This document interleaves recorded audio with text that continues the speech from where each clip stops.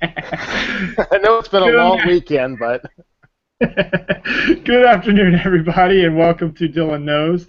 It's Sunday. It's 12:33, and Tony, yes, you were actually not early. There was a little bit of hard trouble getting MJ in, so you can just go quiet your little head there, buddy boy.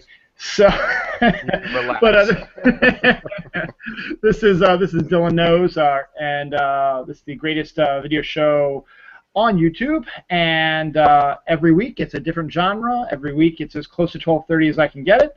This week happens to be our comics one, and my special, well, not my special guest host, you're always my host. My co-host is MJ Khan. So hey, MJ, how's it going? Hey, doing well. How's everybody doing? Good, good, good. I hope you had a good holiday weekend. Yeah, see, busy, real busy. I hope everybody else out there had a good holiday weekend. Nice weather. It's starting to get a little warm up here again. Hello, you alright there, MJ? You're frozen. Oh no, I lost MJ. He's frozen. Oh well.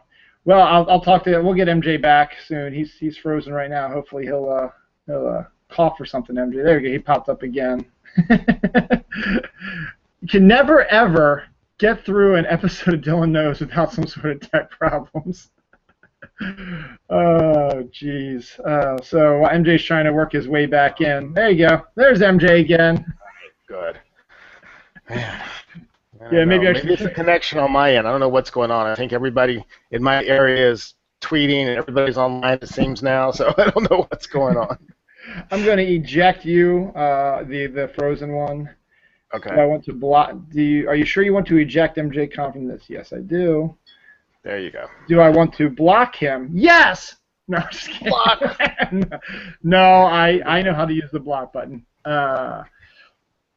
So as I was going to ask you, MJ, you're down in North Carolina. Did you have any hurricane issues, or are you too far in? Or too far in, I think. We've had nothing but beautiful weather.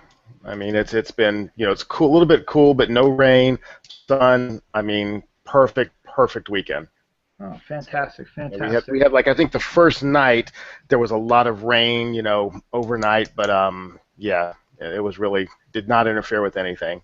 Yeah, all we really like got out of it. The majority of the storm was out on off the coast of Maryland, so we just got some of the winds, and that actually made it really nice. I mean, 4th of July was like 79 degrees with just this nice little breeze going. So that was it was a fun time. It was a good time to have out. But we're not here to talk about 4th of July weekends. We're here to talk about comics, and we got a bunch of stuff up there. Yes. Coming up. Yep. Some interesting stuff happening this week. Controversies. Feminism, and a heck of a lot of news from the world of comics, TV, and movies. Since comics now are in the prime of their time on movies and TV. There's tons of new TV shows coming out with comic-based that are comic-based. Lots of movies coming out that are comic-based. So one of the things we like to do on the show is we'll discuss that, because there are tons of other comic shows out there which go into a little more detail with the comics, do reviews and stuff like that, and we're open to doing that as well. We might do that down the line, Right. We have no problems with that, but right now it's just something interesting to talk about and to drag the time out. Let me get a sip of my wine now, real quick, MJ. I say this every time. I'm going to say it again. You are a writer. What do you write? I have written a superhero novel. And I call it a superhero novel, but it's a character-driven, very action-oriented, character-driven set piece. But yes, it is the first of a trilogy, and I'm working on the second. So, it's called Earth First, and if anybody wants it, they can pick it up in pretty much any digital media on Amazon as well. Fantastic. Yeah, I'm going to keep pushing it. And then when the sequel comes, I'm going to push the sequel. And then when the third part comes, I'll push that as well. Push all of it. Just keep pushing. And I do promise, I think during vacation in a few weeks, your book is the top of my list of what I'm going to read during vacation. I usually finish one book at least during vacation, even with all the craziness with the kids. So yours will be probably that one. So we can maybe chat about that one in August. Maybe it might be a good thing to do. So, but on that note, let's also real quick, Q&A is up. So if you have any questions that are comic related, please, if you want to ask us about about what our favorite comics are right now, anything comic related, comments, whatever, please use the Q&A function on Google+. If you're on Twitter, you may as well, you can try to tweet. I might catch a few of them. Just be sure you at both me and MJ. I'm at Holodill, and MJ is his full name, MJ Khan. So there you go. On that note, let's get started with the news. First up, more news about Batman v Superman something Justice. What is that again? Dawn of Justice? Is that Dawn of Justice? Yes, Dawn the Justice, Dawn of Justice. It seems like every day there's some sort of new rumor or something picked up about it. Right. This one isn't really rumor about who's going to be in it or what's going to be in it, but they've added some members of the cast to it. They've cast Morgan Edge, which is a character from the Superman comics. None of these actors that I recognize him. I didn't write his name down. I just wrote down the characters' names. But Morgan Edge is going to be there. He's sort of a maybe competitor kind of to Lex Luthor a little bit. He runs from what I recall from the comics, like a TV station type of thing, and he has connections with Apocalypse and Darkseid, so maybe that is going to lead into, because the rumor is that the Justice League movie is going to have the big bads being Darkseid, so maybe having Morgan Edge being introduced now will bring about the a connection to, if Darkseid is indeed the bad guy in the Justice League movie, bring him in there. Mr. Zsasz, who is one of Batman's lesser-known villains, but one of the more psychotic ones. He's just a stone cold killer who, after he kills somebody, he carves out a little hash mark on his arm. So he's got thousands of these all over his arms, all the people he's killed. From what I've heard, this is not one of those things where it's going to be, he's going to be a major part. It's going to be like Batman's going to fly in and stomp him and that's it. So, right. but the fact that they're going to... He's a filler. He's a filler. Just say, this is how badass Batman is. Right, yes. He's the violence fluffer. That's a great band name right there, Violence Fluffer. So take note of that, Tony and Kelly, if you're watching. And they've also cast David Kane, who is a Batman connection. He's an assassin who was one of the guys, I think, that helped train Bruce Wayne as Batman, and his daughter ended up being Batgirl for a while, Cassandra Cain, who right now I do not think is in the New 52 right now. Unless she's gonna be introduced in Eternal like Stephanie Brown was, is possible.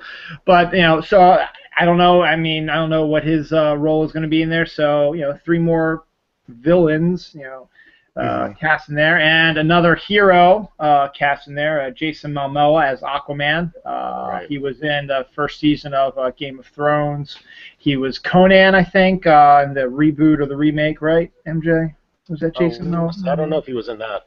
Okay. Yeah, I haven't seen that. But he's an interesting guy. He's very physical. He has a great presence. I think it's an interesting choice. to play Aquaman. Of course, they keep adding these characters. Why don't they just call it Batman versus Superman Justice League? Exactly. I mean, yeah, because they're going to cast Green Lantern soon. They're going to hold that one off to last, I bet.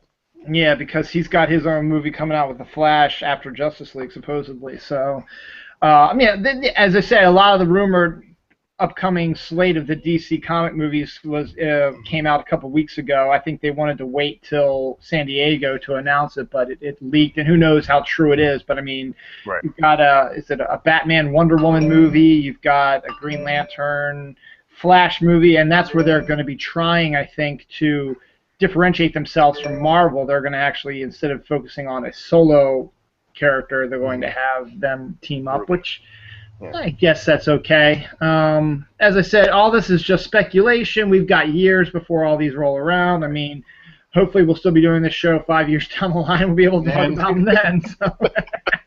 Remember when we said that was a bad idea? Well, look. Yeah, absolutely. Let's see. Anyone? Nope. Nothing there. So that's the newest stuff, I think. Is there anything else about it? Newest stuff about Superman v Batman, Dawn of Justice League, Justice League Light, Justice League Plus, whatever you want to call it now. Yeah, I think they released a picture of Henry Cavill in Superman outfit, which to me I'm like, okay, it looks the same. I don't think anything changed, but okay. So I'm sure somebody can break it down and like find something different. But I look at him like, okay, it looks just like he did. So Yeah, and then also as his persona as Clark Kent, also is like, okay, yeah, he looks like himself, right.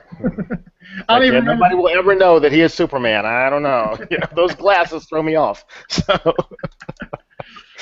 Have we seen Gal Gadot's Wonder Woman costume yet? Because I haven't remember no. seeing it yet. I'm surprised. I kind of thought maybe they would do that at San Diego, but maybe they're just keeping that under wraps because that's got to be like the biggest headache Snyder's probably going through. He's like, what are we going to put her in? So, because everybody, no matter what it is, some camp is going to hate it and the other camp's going to love it. So it's just going to all depend on how brave he is with this. And, I don't know. We'll see. We'll see. Still feeling a little hesitant, but I guess we'll find out more next year. I think 2016. That's right. They moved to 2016. Yeah. Right. Yeah. The big one next year is Avengers 2, which is going absolutely. They've been revealing bits and pieces about it. Not much else going on about it. Some of the new stuff about Avengers 2 I heard is Black Widow is going to have a new costume, which is going to accentuate more her widow bite, the electrical charges she used. That's the thing there's one of my issues with Black Widow is that we've very rarely seen her using her widow sting. Right. I think at least once a movie, as she does it maybe once a movie. I think she did it once in the Avengers. She did it once in Captain America: Winter Soldier. I think she did it once in Iron Man 2. So, it's a weapon, okay? Yeah, you're a spy, you have a gun and stuff like that, but you have this electrical thing. Don't you think maybe that might be a bit more effective in some cases? Right. Well, I guess maybe you're not killing them. I mean, with a gun, you're killing them, but I mean, still, if you put enough charge in somebody, you can kill them also, Yeah. And especially the fact that she seems to specialize in up close, taking somebody out hand to hand. I mean, hey, that's a pretty quick way to do it. Yeah, good. Built-in taser. Exactly. I'll give you the upper hand real quick, a little zap up there, and knock them out, and you can clear out and take out somebody else. I don't know. Have you read any other spoilers? Because there was a big spoiler about how the movie might end with the Hulk. Did you read that one? No, I didn't, because I think at this point I'm kind of thinking that the spoilers are just to throw you off. I don't see Josh Whedon letting spoilers out, at least not to that degree. Right. So I tend to kind of stay away from them because I don't want to expect anything, or I don't want to be like, oh, that's ridiculous. So, I just don't see him letting that leak. But I mean, what do you think? You know what? He's done it before. They've done it before.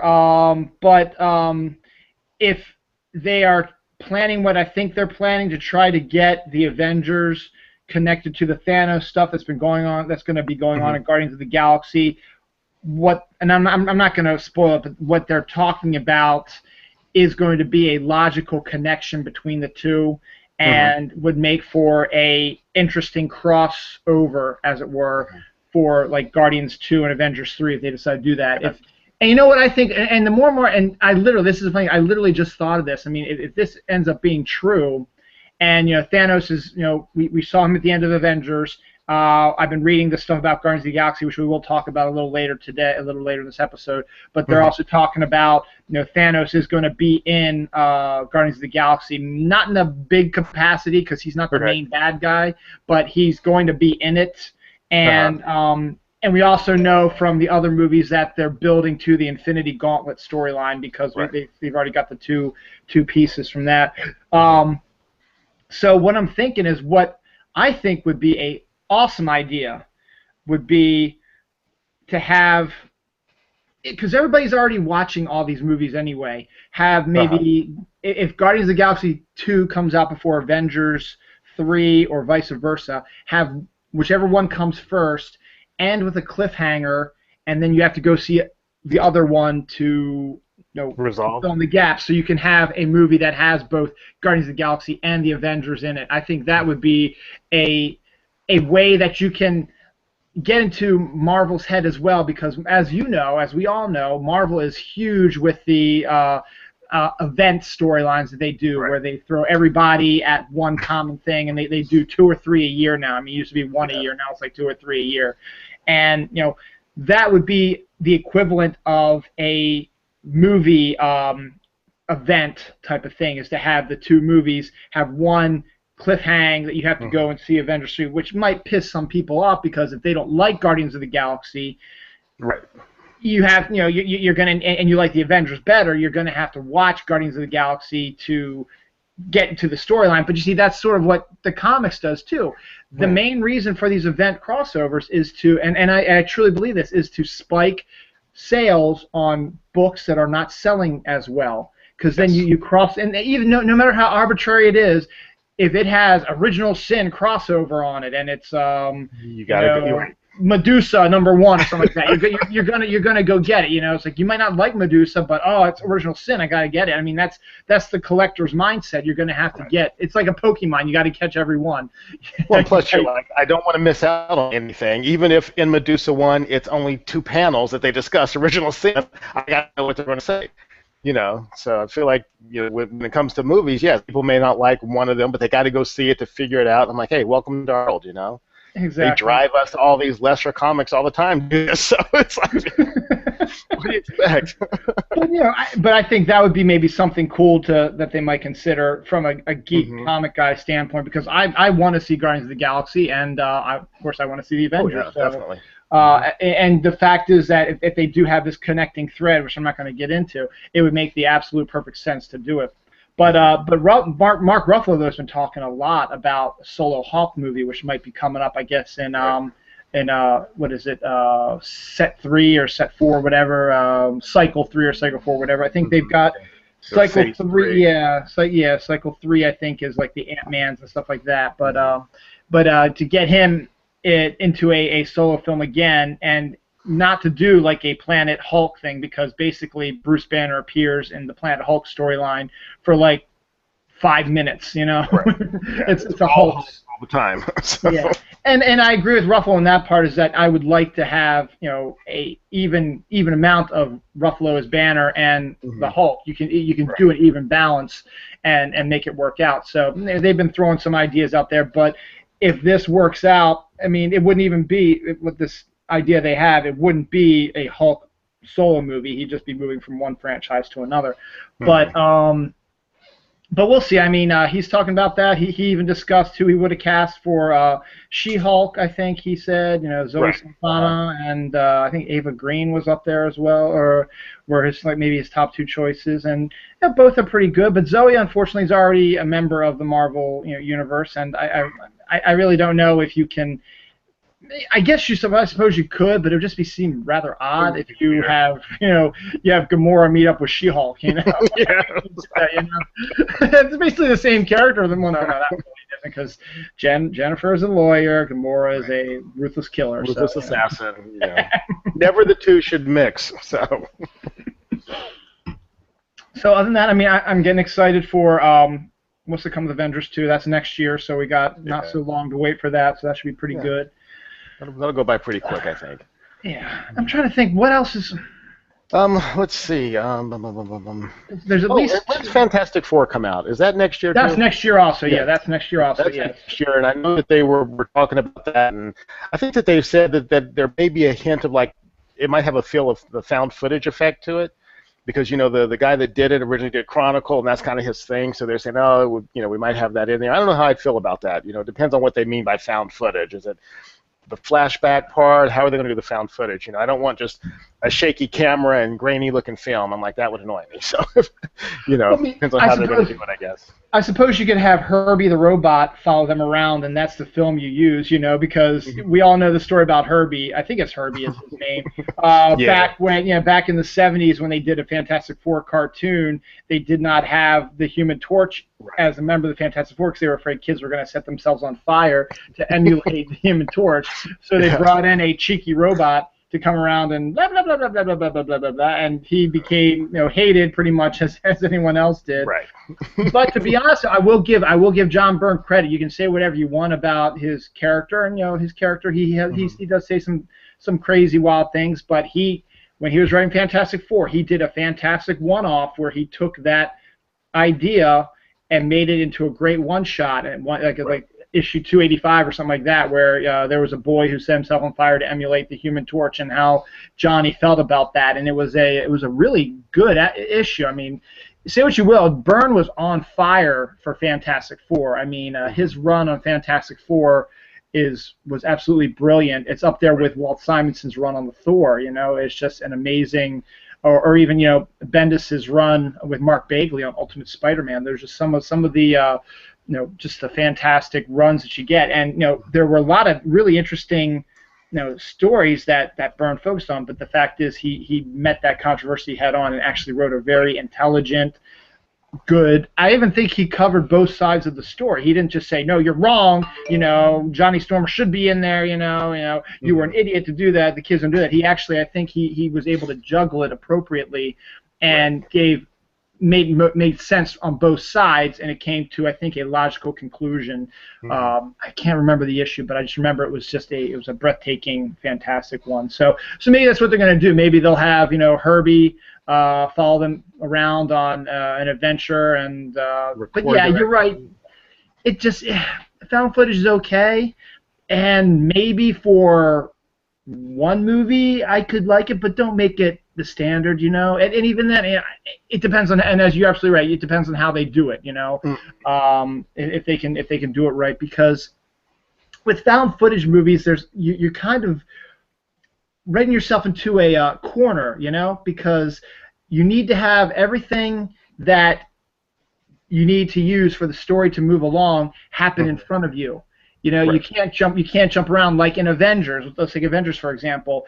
If that was a found footage movie, well then we really wouldn't be know what's going on with Loki. We wouldn't be if we're just following Captain America, we wouldn't know about Tony, you know, building the tower in New York City, or, you know, Thor, you know, looking, well, if you're following Captain America, you would see Thor coming in there, but then you wouldn't be able to see some of the other character notes. You wouldn't see you know, Bruce and Tony talking about how they don't trust Nick Fury and stuff like that. And it writes yourself into a corner that you can only follow one person through the story, and you have to tell it from their eyes. And even then, that can be kind of iffy, because they're not maybe showing you everything. You miss a lot. So. Yeah, we'll have to see how that works. You know, it sounds kind of interesting, but at the same time, hopefully it's just a part of it, and they're not going to try and do the entire movie like that. I just couldn't see how that would work. So. Yeah, actually, you know what? That would actually make a lot of sense. Is the origin of them? Yeah, that could be probably you're probably going to redo the origin of them. That probably would be the best possible. If you want to use it, yeah, as you said, use it as a portion of the film, not for the whole movie. And if you even want to, I mean, you could even intersperse it, like, you know, some directors have, you know, where you've got different aspects going on. You can do, okay, here's the found footage stuff, we're following Reed Richards right now, but then cut to here's Doctor Doom doing his thing, and you can go back to the found footage of, you know, Reed talking again, and then you can go, okay, here's the Thing taking on the Yancey Street Gang, you know, that stuff like that. So if you want to just focus on one editing, one character, focus on one character with the found footage, Reed would probably be the most appropriate person if you're going to do that, because he's a scientist, and, you know, he'll need a recording device to say, okay, this is what I'm doing, you know, so he can look back and analyze things. So it should be interesting. And then the other thing that I saw, Bryan Singer, he sent out an Instagram photo of, I guess, like a portion of the script for X-Men Apocalypse.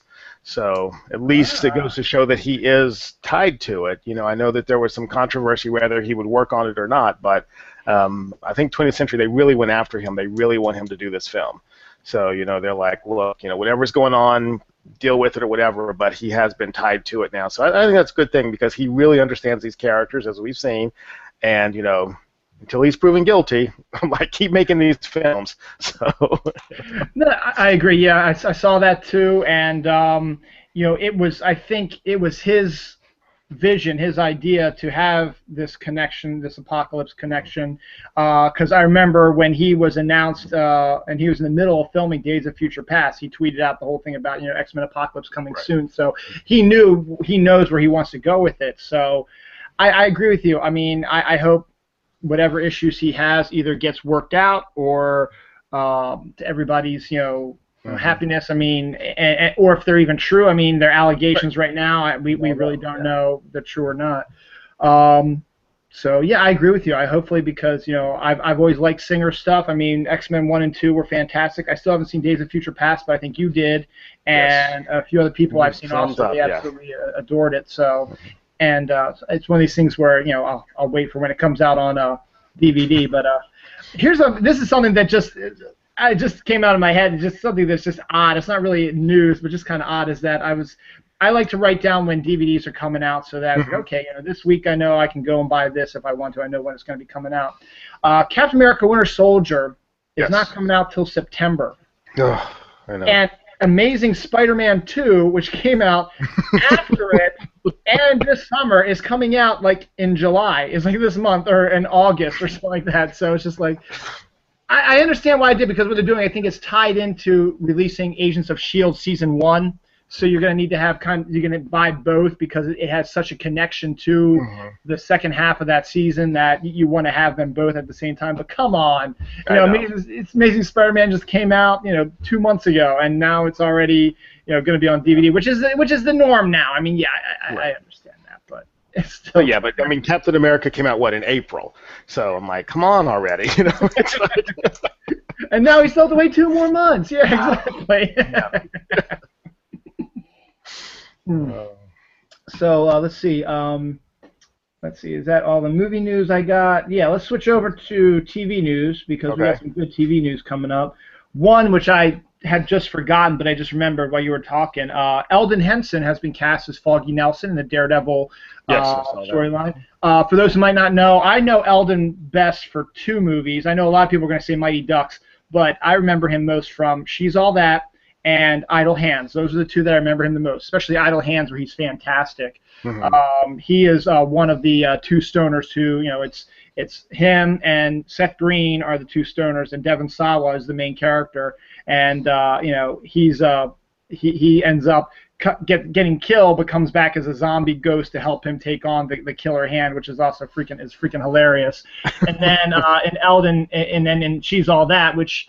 Don't judge me. It's a great movie. I love She's All That. I think it's a fantastic movie. And he plays the best friend of Rachel Lee Cook's character, who ends up, which is great. My favorite scene that he's in is at the prom, and here comes Rogue, Anna Paquin, who's the sister of Freddie Prinze Jr. coming down, and he just sees her, and they both say they love this song, and he turns to look at her, and he's like totally awed by how beautiful she is. He says, "My name is such and so. I'm not a good dancer." And then she turns, "My name is such and so, and I go to a school filled with chicks," and just one of the best.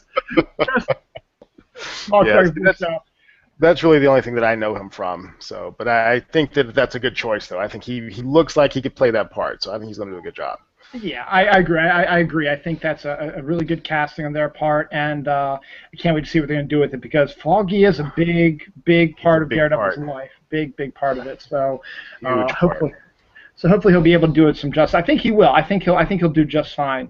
I'm really looking forward to that. I really am looking forward to Daredevil. So come on, Netflix, speed it up. Probably not until next summer, MJ. Probably not. Just do 6 and release them, and then do the other 6. Just give us something. We'll see what happens with it. Yeah, we'll see what happens. I know my son's just looking at me real quick. Up on your side of the world, Arrow's been getting a heck of a lot of casting news for the 3rd season. The newest one is Peter Stormare from Fargo and Armageddon and a few other movies as well. He's going to be playing Count Vertigo now. He's going to be replacing the guy who played Count Vertigo before. Right. Actually, buddy, you can come on. Let's show off your shirt. Here, buddy, come here. Let me show you. My son got a Captain America shirt for 4th of July, so let's just show that off real quick. So he's learned up. There's Mr. MJ. That's a cool shirt. He's learned up really good in his comics, so... His favorite comic right now is Angry Birds. The Angry Birds comic that's out by IDW is fantastic. It's great for kids. And it's your favorite comic, isn't it? Yeah. Bye, buddy. Good way to pull them in. Good exposure. Good way to get them started in it. Exactly. I mean, and I have my daughter. I got both my kids hooked. I'm such a great parent, you know. You are. I got my daughter hooked on Tiny Titans. Also, someone did. They do some of the Tinkerbell comics. I forget which company does that one, which is a shame because they were one of my accounts when I was at Diamond. I can't remember what his name is right now, but they do Tinkerbell comics, and then IDW has the Littlest Pet Shop comic, and also Powerpuff Girls. So I've got my daughter into all those, and then my son. And Star Wars also. Star Wars, they all love Star Wars stuff. And then my son, I got into Angry Birds, which actually, if you haven't, check out the Angry Birds comic. It is hilarious. It is so funny. It is great. I mean, they're talking like regular people, but they all have distinct personalities. There's 3 stories per comic, and it's fun. It's a lot of fun. It's really interesting. So hopefully, I think the second issue comes out this week, so I'll be able to get that for him. And this is a big one. Yeah, those are the big ones. So, but yeah, so Peter Stormare's Count Vertigo on Arrow. So he'll bring a bigger amount of menace, I think. They've got Devin Aoki as Katana, so they're introducing Katana, which I think is another really good idea. And You still haven't seen Arrow yet, right? no, I haven't seen it. Yeah. I'm trying to get caught up sometime because I'm dying to see the Flash. I do have some Flash news in a second, but and then there's a rumor that I just read the other day that there's a possibility that Ra's al Ghul is going to play a big role in Arrow season 3 also, and that they've been casting about for a Ra's al Ghul type. I don't know how true this is because you don't really think when you say Ra's al Ghul, you don't really think Arrow. You think Batman. Right, you think more Batman, but they have been hinting at this. I mean, they've actually called him out by name on the show, and they've been hinting at it all through the season. The Arrow, he does have a lot of interaction with the League of Assassins. The Black Canary is on there, and that's her origin. She comes from the League of Assassins, so there's a really deep tie-in that they're working, and it's a pretty interesting angle. So I can definitely see him showing up. Okay. That can make things really interesting then. I mean, bringing in characters like that. I mean, Katana is another one from DC. Right. The fact that it looks like that the guys who are doing Arrow, guys and gals who are doing Arrow, they know their history, they know their stuff. Yes. I mean, I know Jeff Johns writes a couple episodes here and there, but yeah, I mean, it's just it sounds like they know what they're doing, and which is good. I mean, they're not afraid to bring in obscure characters or these other type of characters, which maybe is a problem with what Agents of S.H.I.E.L.D. was doing. Maybe they didn't want to be too tied into the superhero world, or maybe they're afraid that since they are so entwined with the movies, that if they introduce a superhero or supervillain that matter that the movies want to use, that maybe they're sort of handcuffed, and that means that the movies are going to have to use them. But as we just mentioned, there was somebody else who played Count Vertigo, right? It's an easy. They do it all the time. They do it all the time. Yeah. It's the character. It's not the person. So I mean, yeah, certainly there are some characters that you're so tied to that you're going to make, okay, that cannot be anybody else. But for the most part, they can do it. And Arrow's doing a really, really good job with the way they introduce these characters and the roles that they play. So I think that if a TV show can do it, this one definitely can, because he's a huge character, like you said. To pull him off and bring him onto the small screen, I think they can do it. Yeah. And then the actor who plays Arrow says that he is not going to be in Superman v Batman. So yeah, he's sticking to his little world, so that's good though. Yeah, that's good, but if you ever have to bring in a Green Arrow, why not mine the miners? Why not grab the actor who plays him on Arrow? Bring him in there. Right. They already have a built-in audience, so not like it would be that bad of an idea. And then with the advent of the Green Lantern Flash movie, why not bring in the kid who's playing the Flash? Which I've got interesting, possibly spoiler type of casting, but they cast a actor in the role of Eddie Thawne. Now, if you're a Flash person, the Thawnes are the name of the Reverse Flashes. So there's a rumor that he's been cast. He's a police detective but there's a possibility that his character may end up becoming the Reverse Flash, which, for those who don't know, the Flash is like his Joker, is his main arch nemesis. He has the exact same powers as the Flash, but he's basically Reverse Flash. He's the mirror. He's the evil one. He's the evil one, exactly. Yeah. And the thing is, though, there's a lot of interesting things you can do with Thorn or something like that. I think it's Thorn. I think you can do some interesting things with the character because he isn't fully insane like the Joker is, and in some cases he makes some sense in the stuff that he's doing. But that's the biggest sign that he might show up eventually in the series. Maybe not this season. Or maybe they'll tease it this season. Maybe if it goes for another season, maybe they'll bring him in then.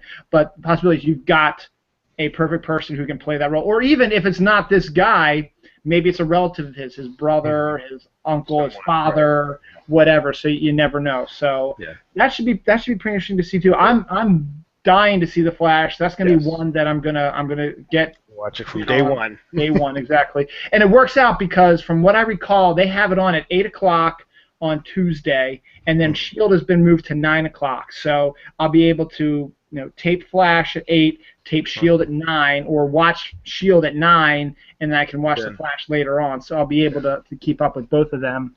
Yeah, I think that CW is planning this to be a pretty big hit because I think they're already announcing all of the replay dates that they're going to have for it. So I think they're pretty confident that this is going to take off. It's going to follow along with Arrow, and they're really good at foreshadowing. So I think you're right. I think they're going to go slow with it, but in a way that doesn't seem like it's mired down. So they seem to be pretty good at that. And not everybody who watches the show is a comic fan, so they're not going to know who this guy is just by hearing his name. And if that such a thing happens, it's going to blow people's minds, I think. They're going to be like, whoa, wait a second, we didn't see that coming. And then all people are like, yeah, we did. What are you talking about? Who didn't know who that was? So.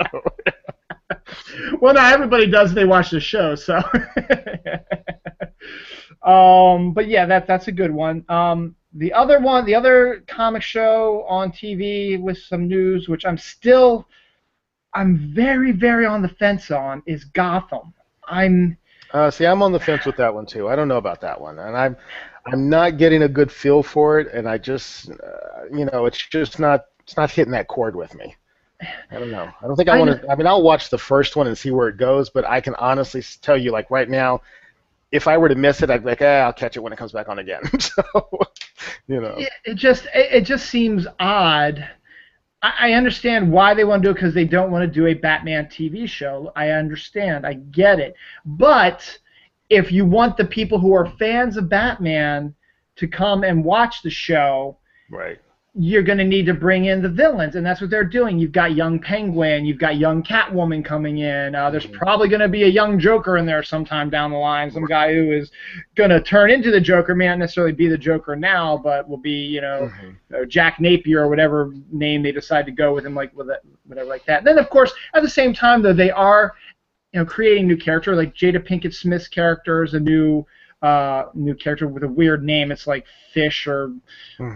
Mother Fish or something like that. Something really weird. I don't know. But I cannot wait to have fun with that on Twitter.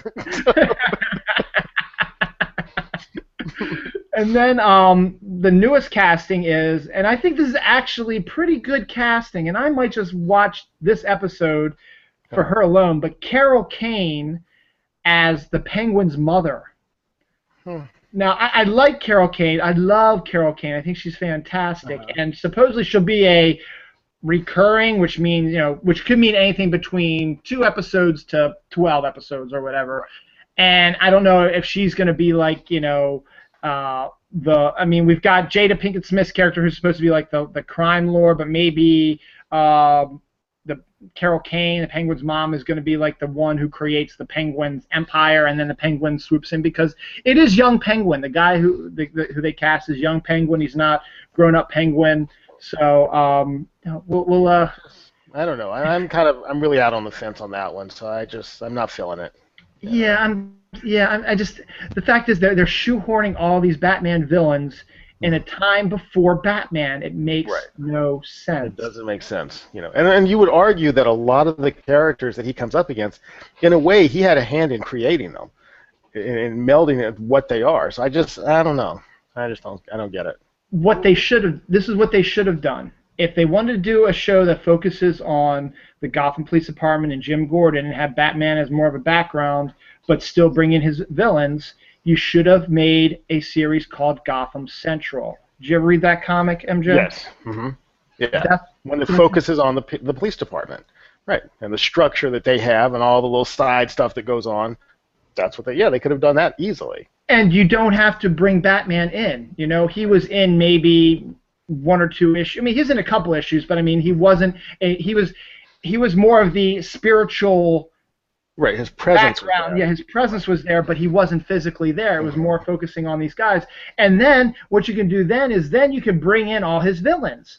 Because Batman, takes on his villains, but he's got a huge rogues gallery. He's not going to be able to take on the Riddler, the Penguin, the Joker all at the same time. You can have, or maybe he's busy. Maybe he's with the Justice League, fighting in outer space, or fighting in Europe, or something, fighting a huge bad guy, and Penguin decides this is the time that he's going to, take over the mob. Then you bring in the police, but that way you can still bring in the characters, the Penguin, Catwoman, Scarecrow. Hell, you could make Catwoman a regular if you want to, because she's a cat burglar, Yes, she appears to be a good guy in the comics, but she still has that need where she needs to break into people's houses and steal their shit. Right. So you can still do that. And there was, Ed Brubaker and Greg Rucka did a fantastic job of writing that series, and even getting Michael Lark to do the art, which is a very super realistic type of style. It was a great series. And if you wanted to focus on Gotham Police Department, make it present day, make it Gotham Central. That way, you don't need to bring Batman in. Hell, you could even bring in a Robin if you want to, because I remember there was one of the storylines, which would have been a great storyline, was there was a bunch of kids who were getting killed, and they were dressed up as Robin. Because everybody knows Robin is a younger kid, so the police department is like, is this Robin? Yes. Did Robin get killed, And then, another one shows up, and it becomes a serial killer. Yeah, it sounds like any other police procedural serial, but if you want, but so does this show, So does Gotham. It sounds like it's going to be. I just don't think nobody wants to see a young Batman. I mean, he's a spoiled rich kid who mopes and pouts and does whatever and learns karate. Okay, but I just don't see people wanting to see that. I like the Gotham Central idea, like you said, a lot better. And they could have a Robin or Robin character, or even Barbara Gordon, the commissioner. She doesn't have to be Batgirl, but she can certainly do a lot of damage in the shadows. By being like a second tier player. So I don't know. And you've got Arkham Asylum. They could always focus a little bit on that too. But I just don't see young Batman in his life form. That just doesn't do it for me. It doesn't. And I will admit, though, back when Smallville was still on, they were trying to think of a companion piece for Smallville, and one of the ones that they almost came up with was Wayne. And that would have been maybe an interesting one, because basically it was going to follow Bruce's training all around the country. That might be that. If you want to focus on young Batman, that might be the way to do it.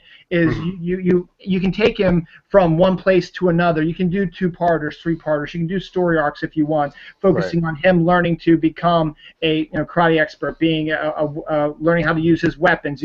Hell, that could be a great episode where Batman knows how to use a gun. He doesn't because of the implications and what it means to him. Right. But he can do it because, and he told Robin once, because I think Dick Grayson asked him once, why do we have a gun? No, why do we have guns here? Why do you have a gun thing when you don't use guns? And he's like, well, even though I don't use them, doesn't mean I shouldn't know how to use them in case something happens, and the only avenue to escape is to use a gun. I don't think Batman's going to go, all right, I have a choice between dying or shooting somebody. I think I'm going to die instead because I hate guns. Right. It's going to blow you away. So. Yeah, he might not kill you, but he's going to take that gun, he's going to shoot your kneecap out and say, okay, I escaped. There you go. There, you can have your gun back. I don't want it anymore. Well, he escapes, Yeah. Or they could focus on they could have some episodes where he learns to become a detective. I mean, you still don't know where his mental capabilities and where all that came from. So I say, you know what? Let him go from town to town, learning from the best detectives. I don't know, something like that. But I don't know. Exactly. This is going to be really tricky, I think. Yeah, so and just from what we get, I mean, so Gotham is just going to focus on Gotham, so we're not going to see Bruce's training, which that was what I think was the original idea for the companion they wanted with Smallville, was to have it focus on Bruce going around and learning stuff. But I think they felt that you're taking him to a different location every week or every Right. couple weeks or whatever, and you've got to recast. There's only going to be he's going to be the only recurring character, because you're going to he has to meet new people. You can't say, okay, this guy taught me how to shoot guns. You know what? Why don't you come with me? We'll learn how to do karate. Right. I'm done with you. And I think still what would have been good was, and I love this episode of Batman animated series, was when we flash back to him learning how to learn magic from Zatanna's father, and he and Zatanna had a sort of a mini relationship going, because they were both like 16 years old and the hormones going crazy, and they're both attractive people, and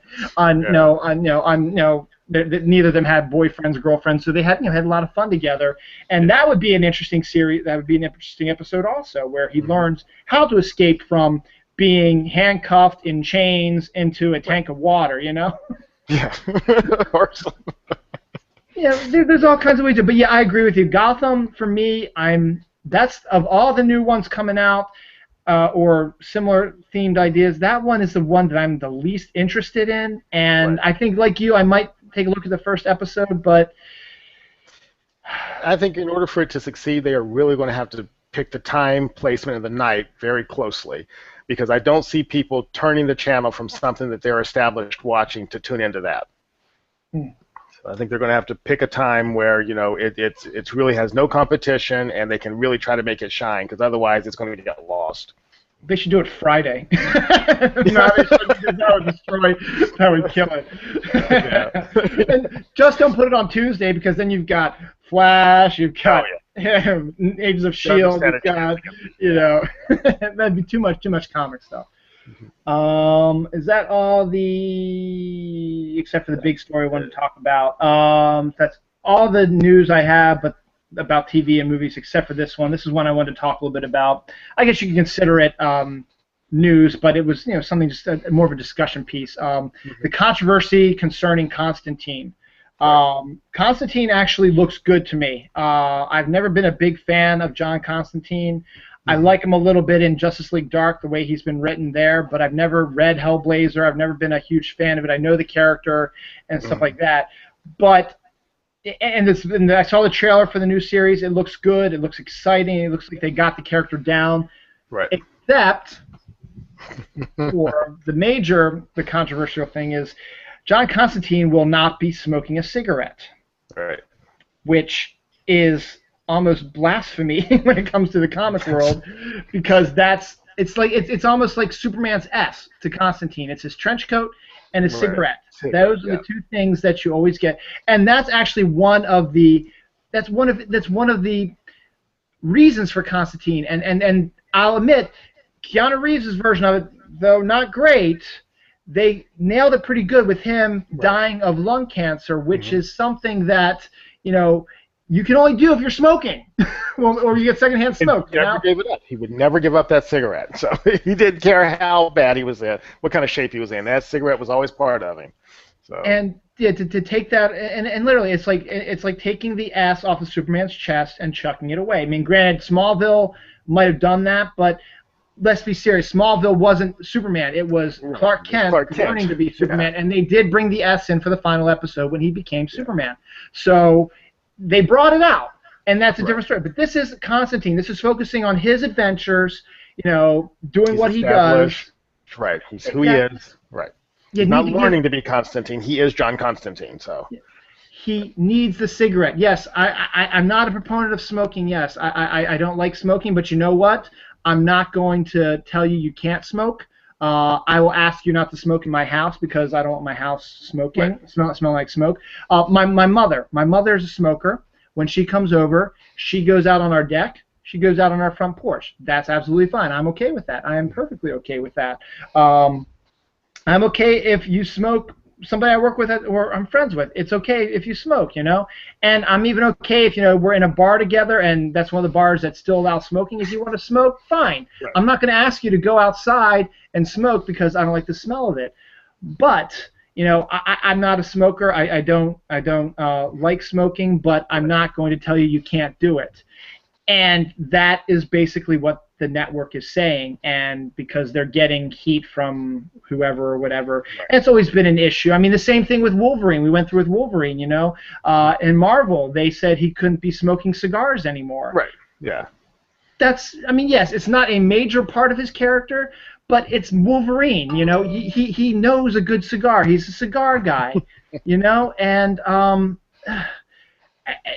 it's I can understand maybe why they're doing it, but not for Constantine, okay? If you're doing a show about Constantine, he Right. has to smoke. I'm sorry. I mean, it's just his character. They're afraid of the sponsors pulling out and advertising and people, boycotting them because it's a cigarette. And if you think about it too, I'm trying to think, are there really any mainstream shows where they smoke still?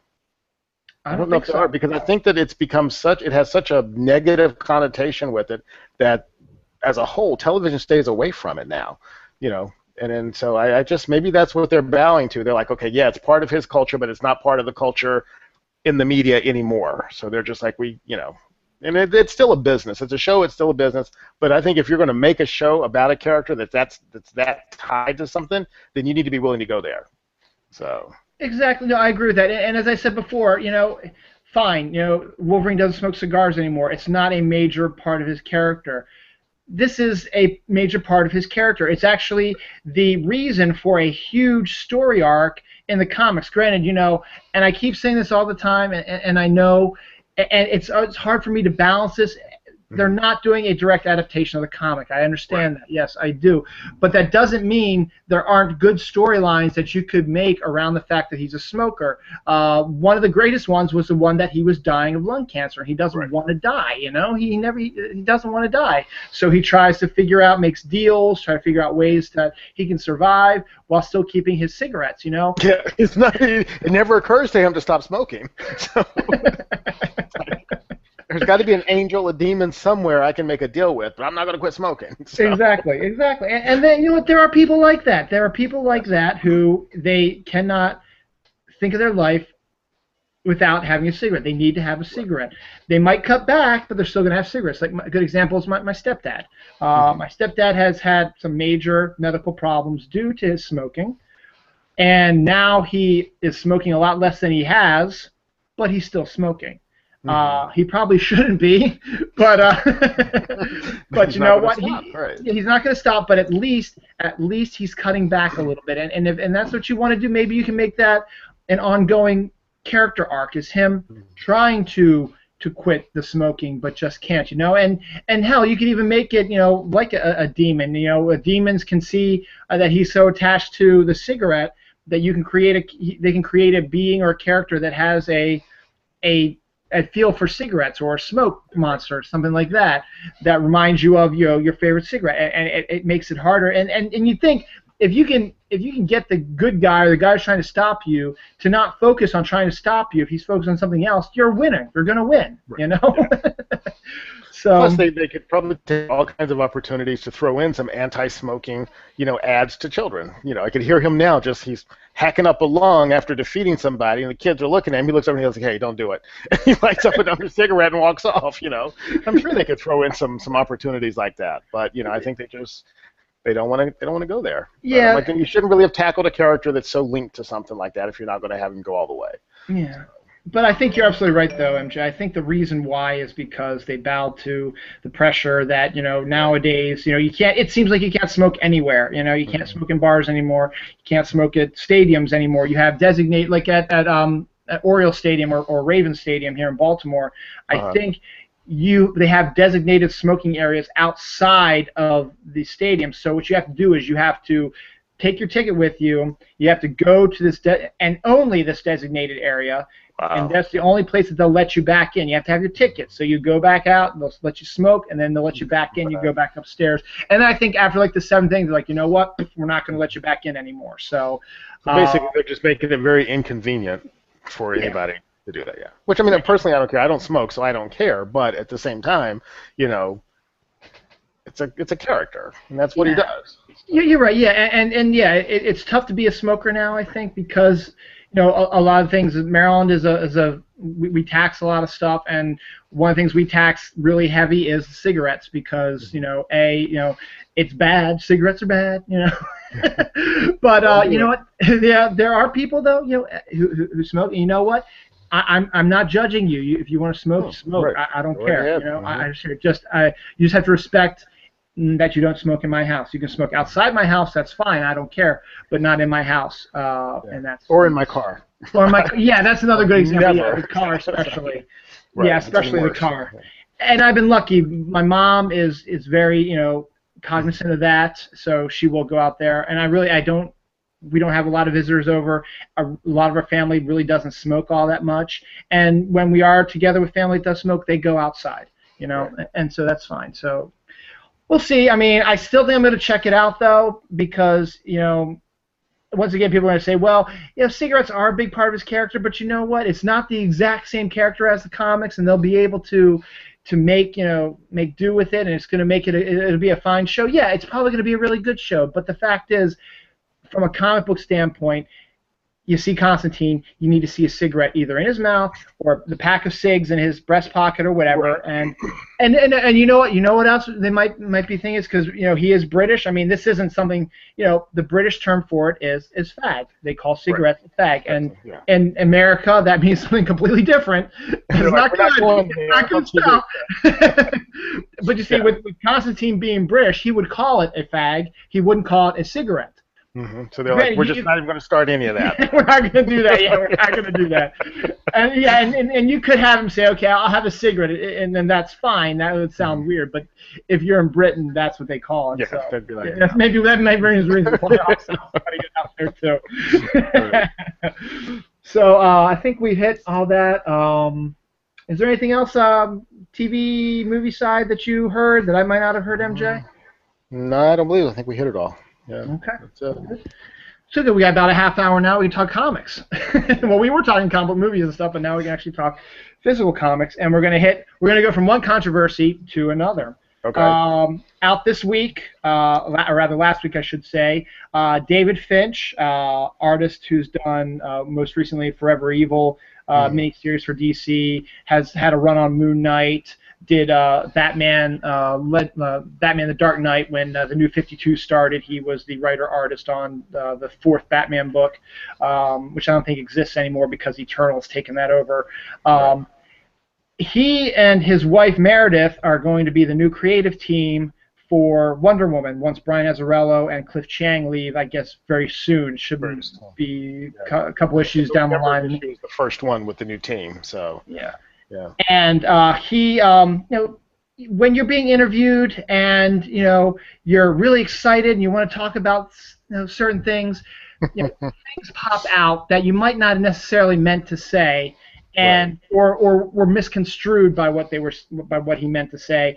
And once something like that is thrown out there and either gets misconstrued or people grab onto it and it turns to a big deal in the comic community this whole week, the fact that he said that Wonder Woman, and I'm paraphrasing, Wonder Woman is not a feminist. Right. He does not see her as a feminist. He sees her as a strong woman. That drove a beautiful, strong woman. Beautiful, strong woman. Beautiful yes. First, a beautiful, strong woman. So. and that he didn't mean feminism. He meant beautiful, strong woman. And I think he wasn't trying to be insulting. I think he wanted to. Maybe in a lot of people's mind, maybe feminism is a bad word. Maybe you think of when you hear feminism, you think of something where maybe not butch women, but women who are in your face, bossy, pushy, who are chanting for rights and stuff like that. Maybe, because that's maybe the cliche that you see with feminism. that's not feminism. That's maybe an aspect of feminism, but feminism is just the fact and I really don't know much about feminism, but I don't consider it a bad word. I consider it more along the lines of a belief in something, a belief that women are not secondary citizens as they've been portrayed before and also have been in the past as secondary citizens, not getting enough pay, not getting the same job opportunities, stuff like that. Luckily, things have changed recently, and now it's more along the lines of what the government is doing, which still treats them apparently as these secondary people with all the rules and stuff that various states have been introducing and stuff like that. Hobby Lobby, for example, but as I said, I don't really want to get into the political stuff because I honestly don't know much about it. I don't want to sound like an idiot. But let's look at that a little bit. Wonder Woman is a feminist. She's a beautiful, strong woman, yes. But if you know anything about the character, she comes from an island with all women. They do not allow men on the island anymore, and they can take care of themselves. They've built an army by themselves. They believe in themselves. They love each other. And it doesn't that they don't like men. It's just they're not man haters. It's just they prefer to be with their sisters, and it draws the bonds of sisterhood. And I hate to keep going back to this, but Greg Rucka's run on Wonder Woman is classic. It's another one of those classic runs that we were discussing a little bit earlier at Byrne, Simonson, stuff like that. His run on Wonder Woman, though not as long as theirs, is absolutely brilliant. And one of the aspects of it is Wonder Woman as a feminist icon, because she writes a book about the beliefs of the Amazons, which is then taken by the criticism by the people as an attack on males and in society and stuff like that, which it wasn't. And that leads to a absolutely fantastic. I mean, and that's a story arc that runs through all of Rucka's story, and I think he ties it up, wraps it up pretty good at the end. She's a feminist, yeah. And as I said, go ahead, MJ. I've been talking. No, I was just, I think that when you talk about Wonder Woman, she is not just a feminist icon. She is the feminist icon, I think. I mean, she is iconic. She is so tied to it, and I don't think that you can really separate her from that. And I think if you do, that you are asking for a lot of backlash, a lot of trouble, and I mean, I have different opinion. I don't know why that he made that statement. And again, I think, like you said, I don't think he meant anything by it. I think he was just happy and excited to announce, hey, this is my new project I'm working on. This is the direction that I see. But at the same time, because she is so iconic, anything that he says is going to be deconstructed. They're going to put it under a microscope. They're going to look back at everything he's done now and say, this is what we're in for. Whether it's true or not, this is this is where he's living right now. So I think you have to be careful with what you say. And, no matter what they're planning, I think that they're going to be looked at now, this creative team, as like, oh, you've destroyed this icon. Oh, you've made her weak. Oh, she depends on a man now. Oh, she's primping in front of a mirror. Wonder Woman would never even look at a mirror. Yeah, it's just, you don't know where they're going to go with it. And then I got to look at the timing, too. We're doing this in November. Granted, Justice League is another year away plus. But, they are going to be doing a Wonder Woman movie. And he did say that they are trying to change her image to try and make her more human and relatable. Like right now, the story concerns her and her siblings, who are all gods. They're all Greek gods. And it's like, how can people relate to that? So they're going to try and make her more appealing. They're going to talk about, what she does with the Justice League, her role with the rest of the Amazons, how she's viewed, and try to, bring her down off of that Olympic pedestal. But I don't know. It's going to be very tricky the way it's handled, I think. And at the same time, though, I think a lot of what people are overlooking also is that David Finch is just the artist. His wife, Meredith, is the writer. And she didn't say that. David was the one who said that. So I don't even know if Meredith even said anything. I think David, because he is the more well-known, because to be honest, I've never heard of Meredith Finch. I don't think she's ever written anything. Which, how did she get this? How did she get this writing gig over, people who have been in the industry forever and could probably do an amazing job with it? So I don't know. We'll see. The jury's still out. Maybe she is a good writer. Maybe they saw something she liked. Maybe the pitch that they made, maybe David was the one who said, hey, I'm thinking about, I want to do Wonder Woman. I have some ideas, and maybe he played them off of his wife. That's what you do. You talk to your spouse when you've got ideas. I'm sure you do it. If you have some ideas, maybe you bounce some stuff off, and then then something comes about it, and then your spouse comes in and says, okay, maybe if you did this, or maybe if you did that, and then before you know it, Dave Fincher's like, you know what, Meredith, maybe you should help me write this, and maybe we can pitch it to DC, and maybe because Finch, for whatever reason, he's a good artist, don't get me wrong, his problem is chronic lateness. He's so detail-oriented that he's too detail-oriented that he causes his books to be extremely late. That was a problem, and he's had this problem for ages. When he came on to Moon Knight years ago, it was gorgeous. It was absolutely gorgeous. But you know what? There was like a 2-month period between issues 4 and 5. You can't have that in a world of monthly comics. Then No. Forever Evil is another good example also. He had a good lead time, but when the lead time caught up to where he wasn't finished, and the final issue of Forever Evil was like a month late. So all the other, like the new Flash creative team and Justice League United and some of the other stories that which are the epilogues to Forever Evil have already come out. So you pretty much already know what's going to happen. Okay, we beat the bad guys, well, you knew they were going to beat the bad guys, but yeah, this is what happened and this is what's going on. Justice League America was disbanded. This is why.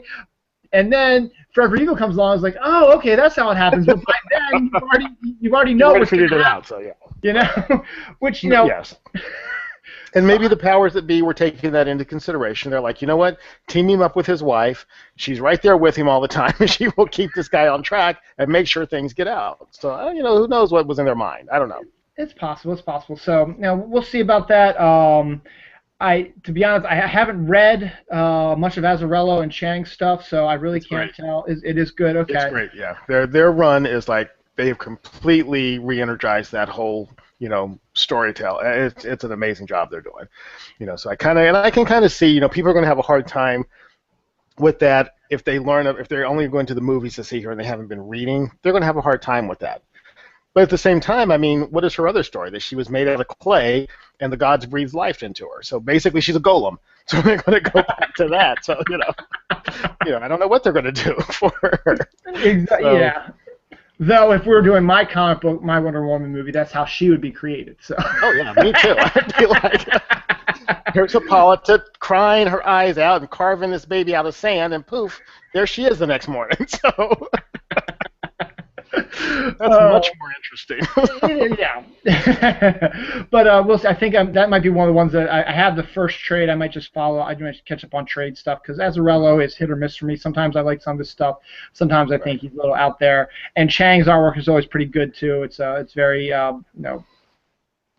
it's very clean. Let's just say it that way. It's very clean. It's very organized. So we'll see. I mean.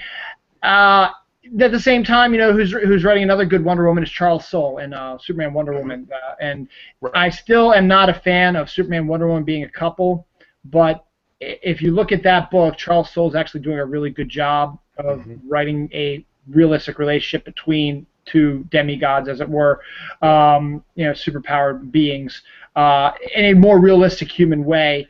And Tony Daniel's artwork is just amazing also. So it's gorgeous. I think Tony Daniel is an underappreciated artist. He has a quality that looks a lot like every other artist out there. But let's look at it this way: he's consistent. Yes. He never misses his deadlines. He's also a pretty good writer. He wrote some pretty good stuff. And the fact is, he's going to be creating a new Deathstroke the Terminator comic. Okay. I don't know if he's writing it, but I know at least he's drawing it. So I actually might pick that up because I've always liked Deathstroke's character. I just never liked the new 52 version when he had his own book. I didn't like how they were bringing him in that way. So maybe we get Tony Daniel in there, who I kind of like. So I think he did a fantastic job on Batman for a while there. I mean, he wrote it. He co-wrote it sort of like after Grant Morrison did. So we'll see. I'm glad about it. So. There are some people who know how to write Wonder Woman, and as I said, we don't know anything about Meredith Finch. We don't know how good of a writer she is. she could be the next big thing. You never know. Or she could be someone who got the job because her husband is the artist and everyone likes her. It's a package deal. It's a package deal. But you're right. I think that'd be cool though. Is that she might be able to keep him more on track with what's going on and getting him maybe behind. Yeah.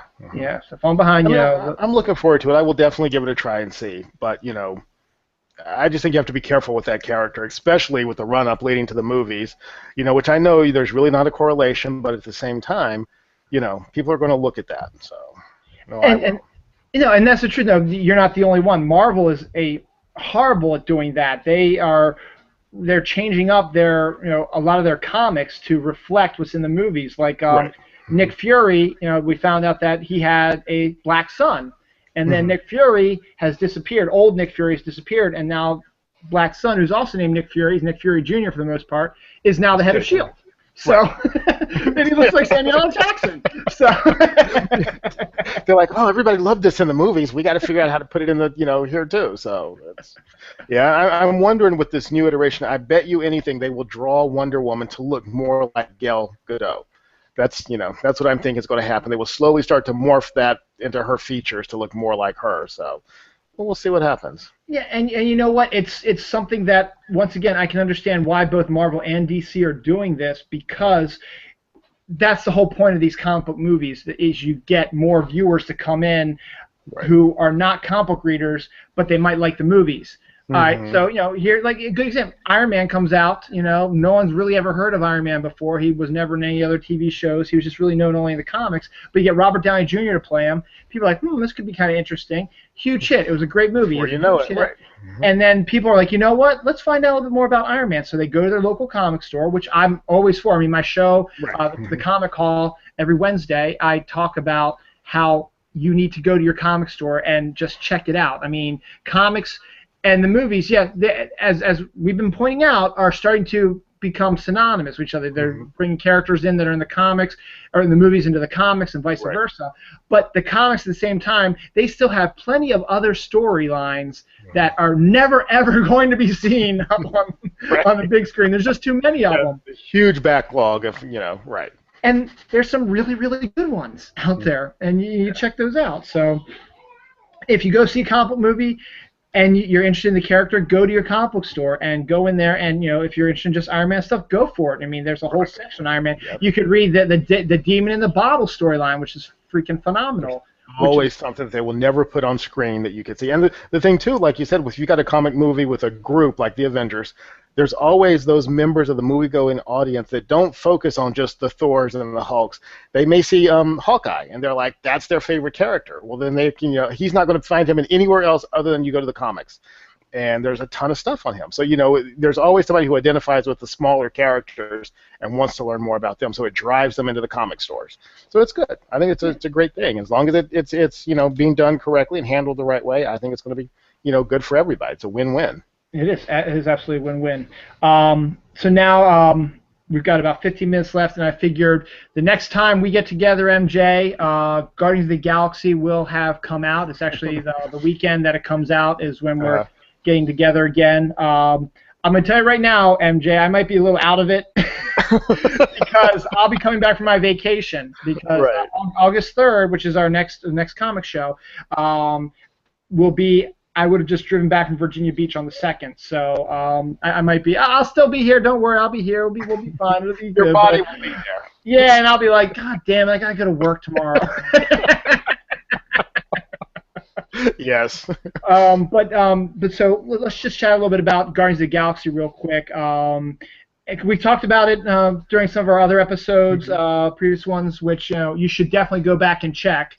Go to my YouTube page and just look for MJ's beautiful face, my beautiful face. I think you popped up once or twice. There you go. But yeah, it's like every 4 episodes is our comic book one. So check it out and find out what we're talking about. But I figured now would be the best time to just do one last push for Guardians of the Galaxy because I think it's going to.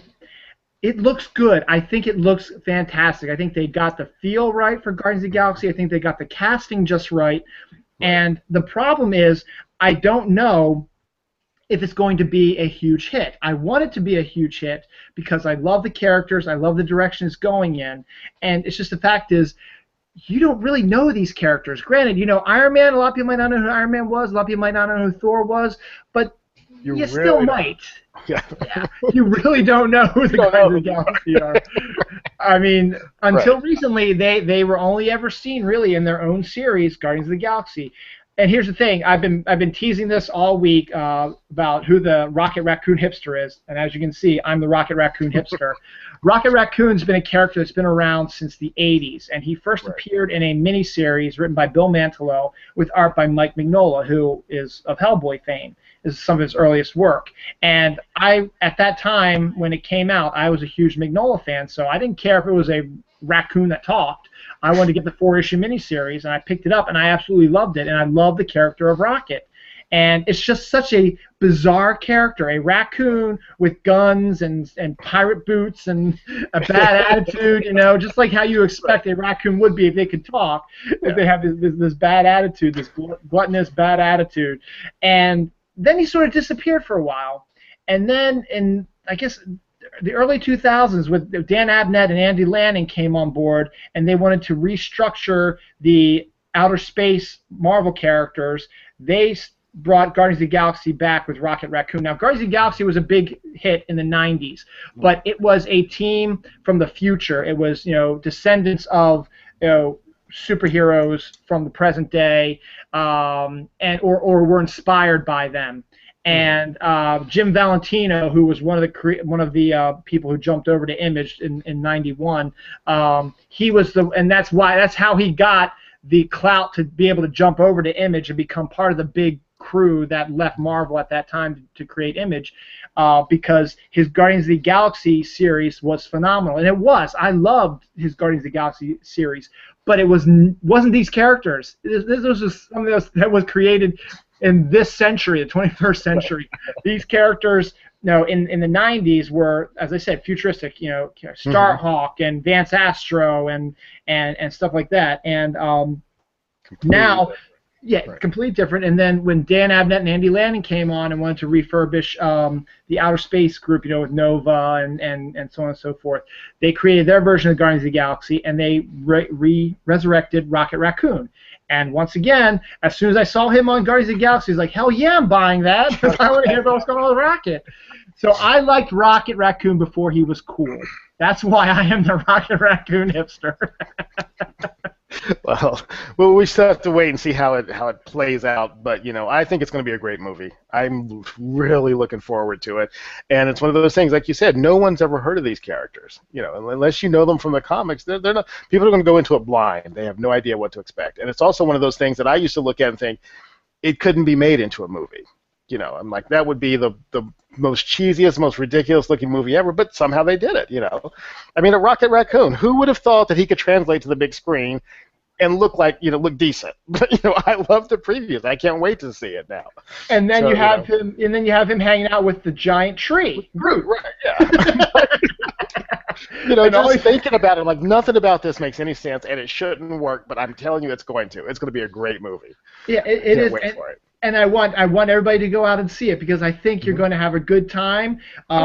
It's going to be fun. It's going to be a lot of fun. But you know what? It's not going to be a completely comedic one. I mean, there is a underlining big story. And also, if you didn't know who Thanos was after you saw him in the teaser for Avengers, this is going to reflect a lot more, because let's face it, Dave Bautista's character is going. At the time, you know, it feels hard. I can't remember what his name is. But his character, his whole reason for being is to kill Thanos. Mm-hmm. And so you got a big brutish guy who's trying to make his way to try to find Thanos. Drax. And Drax, Drax the Destroyer. Yeah. Thank you. You can bring him in, and that is, you know, and Thanos is going to play a huge part in this. As I said, I think he's a little bit more than a cameo in this. But he's not the major threat in this.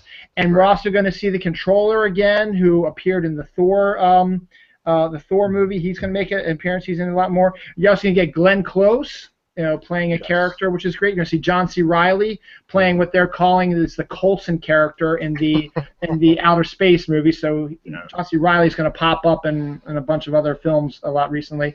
And then you just got the characters themselves. I mean, we got Drax, who his whole reason for being is to hunt down Thanos and kill him. You got Rocket Raccoon, who I absolutely love, who's badass.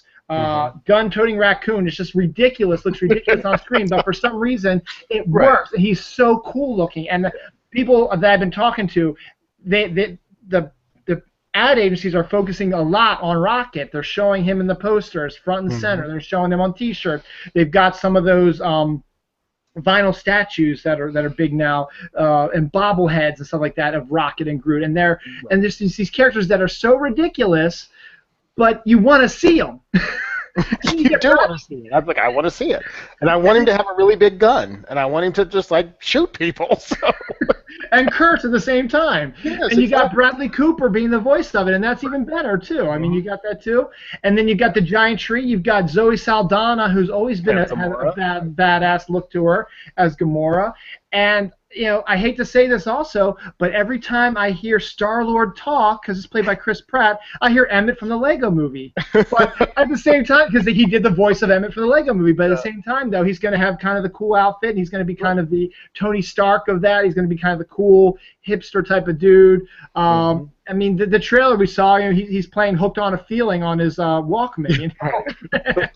How much better can you get, And plus, I think with this movie that it's going to introduce the outer space aspect that Marvel is so big with. I mean, a lot of people don't realize just how much goes on in their alien, work, and then there's so much technology and all these alien races and everybody.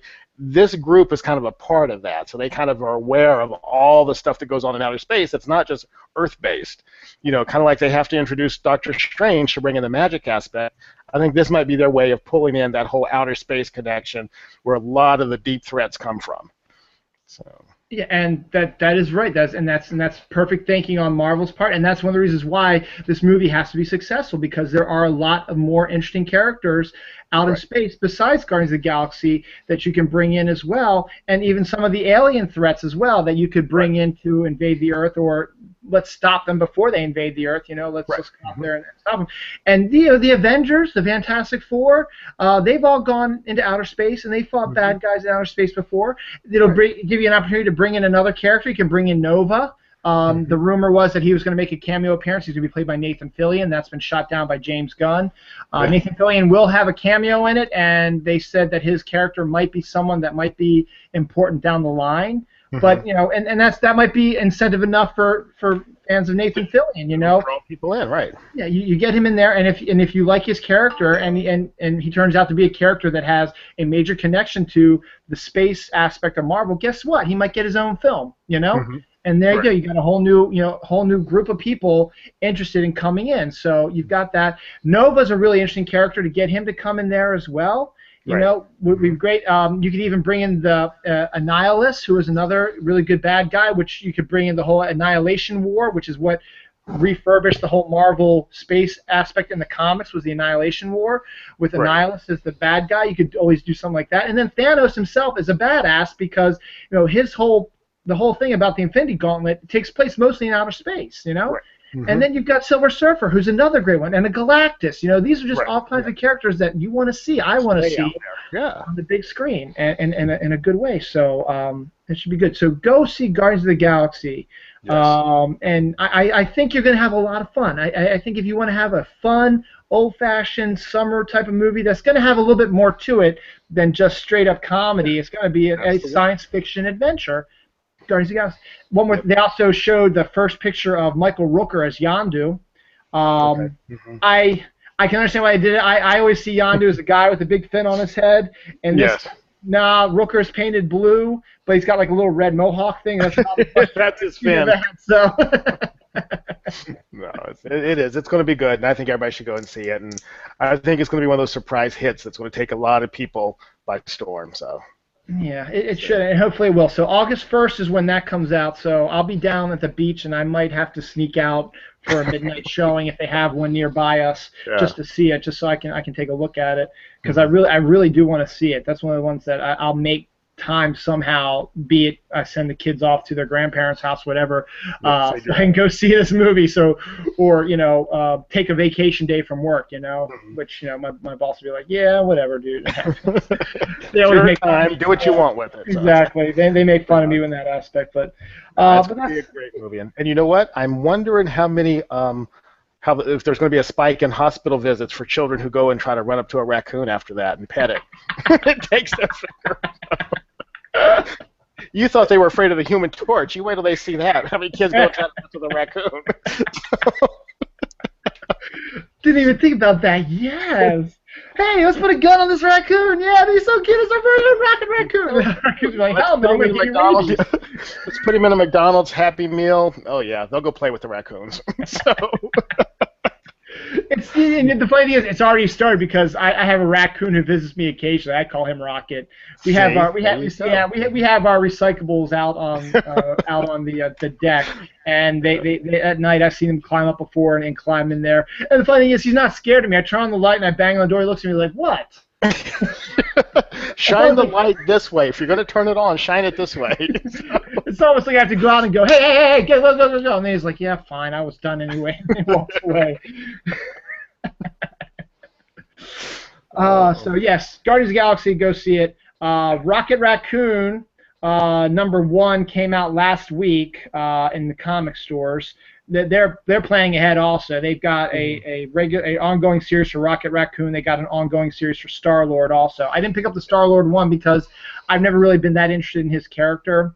But Rocket, of course, I had to pick up the first issue. I did. I read it. It is phenomenal. It's hilarious.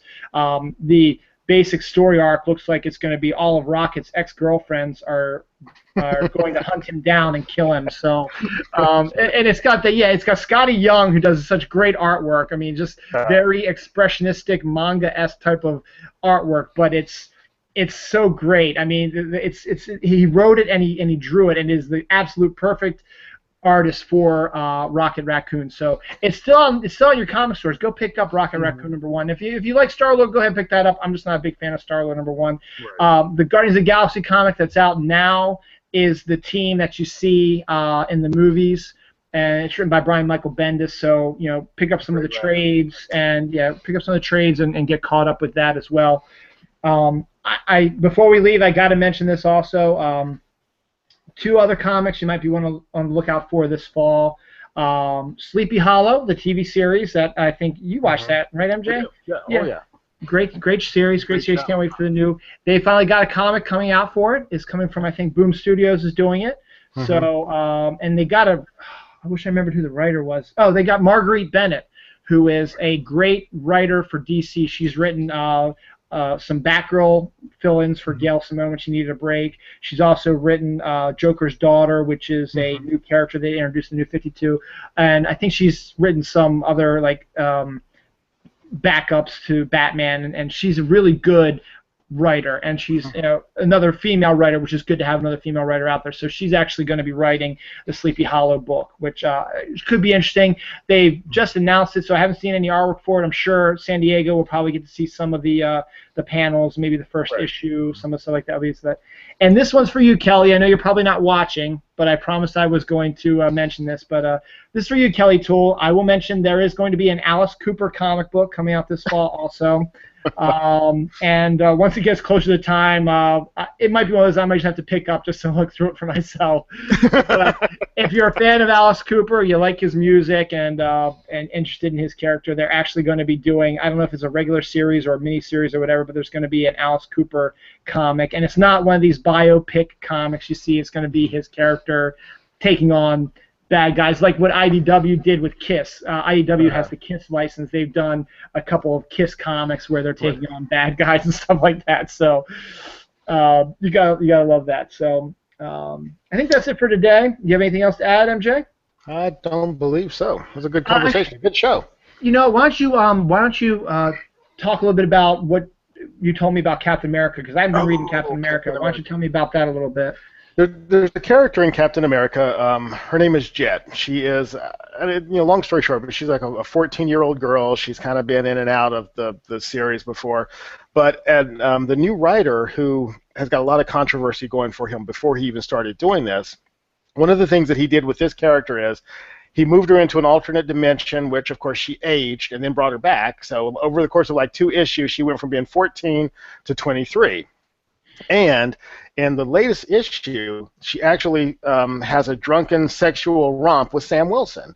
So then, of course, in everybody's mind, they're like, first of all, that's not something that Sam would do. You know, it's completely against his character to take advantage of this girl. And second of all, everybody still sees her because she's always been as this 14-year-old girl. So now they're saying that, oh my God, this writer's turned Sam into a rapist because, you know, she's 14, and he's like, oh no, she's 23 now. It's just very weird. It's very creepy what he's done to the female characters in this Captain America run. You know, oh, and she has a superpower. Her power is that she can read the future, but she can only read it through her bare skin. So all she ever wears is basically a bikini or like this outfit that looks like that girl from The Fifth Element. So it's like she's always got, you know, skin showing everywhere and touching everything. It's really weird. It's very creepy. It's very demeaning, and I just hate what they've done to Sam Wilson's character by, you know, making him, you know, he's boozing up, basically getting her drunk and seducing her, and everybody still sees her because she kind of still looks like the same character. So she's basically 14, and he's taking advantage of her. It's just really weird. And you know, I know that there's been an outcry. There's online petitions to have this writer removed, and you know, I don't mess with anybody's livelihood, but I just think that, you know, there are certain things you don't do, and if you do that, then you need to be ready for the backlash that comes your way. So that's a shame because Sam is such a great character, as evidenced by his appearance in Winter Soldier, which was probably one of the best introductions of a character in any Marvel movie. He was so great. I want to see more of him. The actor who played him was fantastic. The character itself was great, and I loved it. And I've always loved Sam in the comics as well. He's always been there to help Captain America. There's even other rumors now swirling about that they're going to be replacing Steve Rogers because apparently he's aged. He's now aging into where he's supposed to be in his 90s and stuff like that. And the rumor about that is that Sam is going to take over the Captain America role, which, you know, I'm okay with that, but don't have him be doing this stuff. You know, that's not. You're absolutely right. That's not Sam's character. Sam would be an absolutely excellent Captain America. Yeah, but in this guy's hands, I don't know. I really don't. I mean, it's horrible, some of the things that he's written and done to the characters in this comic. But this was like probably the worst. I'm like, I cannot believe Sam is seducing that child. But you know. Well, hopefully, maybe it can get excised out, retconned out, whatever. Yeah. We'll see what happens. Hopefully, it's not going to be it doesn't happen again. It's not a major issue. I'm not saying sweep it under the floor. Let's talk about it. Let's try to fix it. But you know, if it means getting the writer off there, take the writer off there because that does sound kind of creepy and weird. It was very weird. Very weird. I'm like, all right, that's, you know. But yeah, I think if they're going to have a new Captain America, then to me that's a turning point, and it means that you need a new creative team. If you're going to make a change like that, you need to make a change.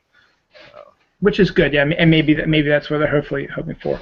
All right, just before we close up, let's just do the Q&A. It's not a lot on the Q&A, but you know that's fine. Janine Fluffy says, "Want more of Nathan on screen, Major?" So hopefully we'll see. As I said, go see Guardians of the Galaxy, and you know if his character is one of those that could do it, he might be there.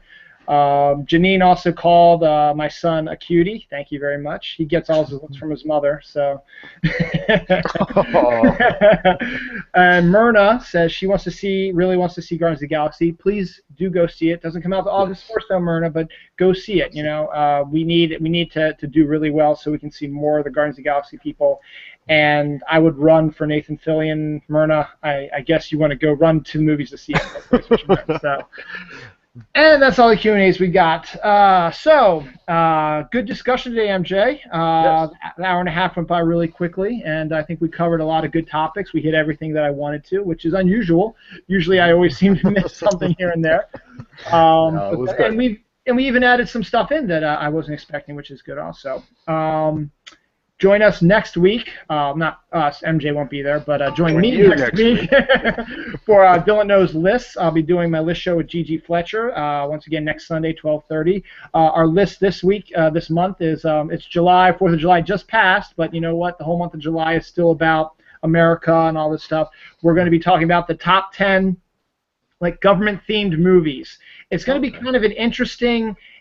interesting countdown. The ones that I have on there, I've got a good mix of different styles of government. You know, it's not just, okay, it's going to focus just on the president. I got a couple that, you know, the president's the main character, but then there's one about the election process. There's one about Watergate in there, you know, a couple about Watergate in there, you know, and you know, stuff like that. So stuff where the government is prevalent in some form or another and plays a big part in that. So it's going to be an unusual list, I think, but every one of my 10 movies are great movies, and you need to see them anyway. And they all seem to have the common thread that it's a government type of theme to it. So that's my one next week. 2 weeks will be Dylan Knows Supernatural with Daphne Dew, and I'm going to try to get Midgie Girl on. She said she should be to be on, so hopefully we'll clear some things up. So Lee, Midgie Girl, will be joining Daphne Dew and I talking supernatural, paranormal, ghosts, and stuff like that. Dylan Knows International will be the end of July, which is going to be unique in itself because I will be on vacation. So I'll be doing it live from the beach house that I'm going to be staying at, as long as the Wi-Fi is good. I don't know how the Wi-Fi is going to be. And I'm at Virginia Beach, so I'm not in North Carolina. I've had trouble with it down in the Outer Banks because it goes in and out. I don't know if Virginia Beach is going to be a little bit stronger. We'll see. If it's not good enough, then I'm not going to have an episode while I'm on vacation, and I'll have to come back for that. But as of now, it's penciled in. It's Dylan Knows International. It's going to be me and Bronwyn. Our special guests, the McGevnas, are going to be on. John and Helena are going to be on. And it's one of those things where international is just one of those things where we just talk about whatever we feel like, whatever's going on in the news, whatever. Right. One thing we will be talking about is we're going to be talking about Twin Peaks, the TV show. Have you ever seen Twin Peaks? Okay. Well, the complete Blu-ray of Twin Peaks is coming out like the 29th of July, which is going to have every episode on Blu-ray, and it's going to include the Twin Peaks Fire Walk with Me prequel movie as well in this collection. Plus, the gold mine is there's 2 hours of cut footage that is going to be edited into a special, 2-hour type movie type of thing. So you'll be able to see in order all the cuts from the TV show and from Fire Walk with Me. That's so cool. It's kind of cool. I would have liked it if maybe they had 2 versions of, say, an episode. If you had some cut stuff, you'd have the original version and then the one with the cut stuff added into it. Right. Same with maybe releasing a director's cut of Fire Walk with Me with the cut stuff in their appropriate place. But this is better than nothing, So we'll talk Twin Peaks, we'll talk some beach stuff, and who knows, I might even have my sister-in-law Catherine, who's going to be down there with us at the beach house, come on as well. And then that leads us back to August 3rd. Is going to be MJ's going to be back on for Dylan Knows Comics. Hopefully we'll maybe be talking some Guardians of the Galaxy. Hopefully would have seen it and talked about that. I think I'm going to try to get our friends Nicole and Jay back on. By then San Diego will be over and done with. We can talk about them. And that's the one thing I forgot. I forgot to talk to you about your experiences at Heroes Con, but we can do that. We can do that next month also. So we'll do that, and we'll see what else comes up. So go to your comic book store, pick up some comics. Yep. Check it out. Go see Guardians of the Galaxy August 1st. MJ and I, we're recommending it now. We haven't seen it yet, but hopefully you won't. We're recommending it, right? we're recommending it sight unseen. And then we'll come back here and say, "Damn, that sucked." Do not go and see. No, I'm just kidding. No, hopefully not. No. All right, guys. Thanks for hanging out, MJ, with me. Viewers, thank you for watching. Yes, and hopefully I'll have a new comics haul up on Wednesday. If not, it'll be in 2 weeks. We'll see. But just keep an eye on my feed on Holodill. At Holodill, we'll get you a comics haul. Okay? With that, it's time to say goodbye. And MJ, I will see you in August. Take care. Thank you, everybody. See you later. Bye. Bye.